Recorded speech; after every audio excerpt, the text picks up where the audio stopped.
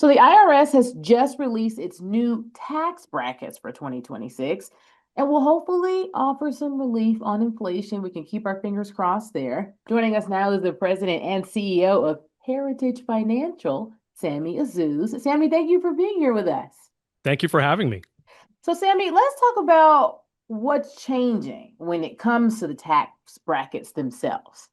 Yeah, there is some relief from inflation. The IRS announced today the annual inflation adjustments for next year for more than 60 different tax provisions, including the tax rate schedules themselves, different deductions, exemption amounts, and credits. And it's a good day for U.S. taxpayers. Now, deductions for married couples and then single taxpayers will also be changing. What do those changes look like?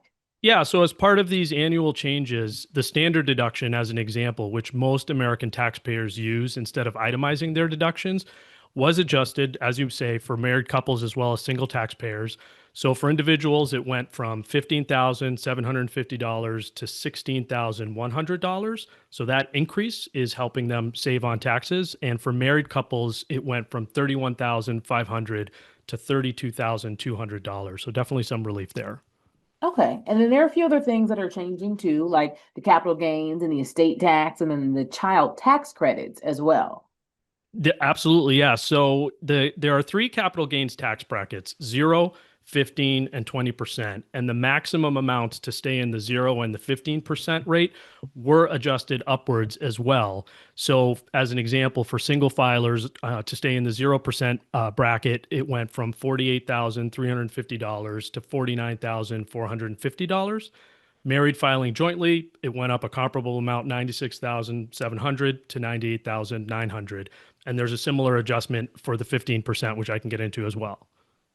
Okay. Okay. This is all going to be very helpful for our viewers. I want to talk a little bit about why this is happening and how big of an impact that this could be for the American taxpayer. Absolutely. So this happens every year around this time. The IRS updates these numbers annually for inflation, and it does help lower tax bills for the American taxpayer because without these adjustments, the tax brackets would stay stagnant as income is, otherwise growing. So your taxes otherwise would have been higher. So it's a good thing that we see these adjustments, and they do help keep the tax bill lower than it otherwise would have been.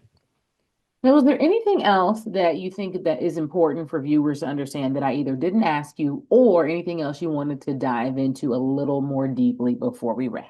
Maybe just talk on the estate tax for a quick second. The estate tax exclusion amount increased from 13,990 million to 15 million. That's a big number. That's per person, but it's important to remember for us here in Massachusetts, our exemption amount is only 2 million per person, and that doesn't increase automatically every year for inflation. It stays stagnant. So just don't want people to misunderstand that. Okay, yeah, and listen, all of this is very important. You can never clarify too much when we're talking about dollars, cents, and taxes. So we really appreciate that. Hope that we get to talk to you again. 'Cause this was all very helpful, but also like very approachable and digestible in the way that you are explaining it to viewers.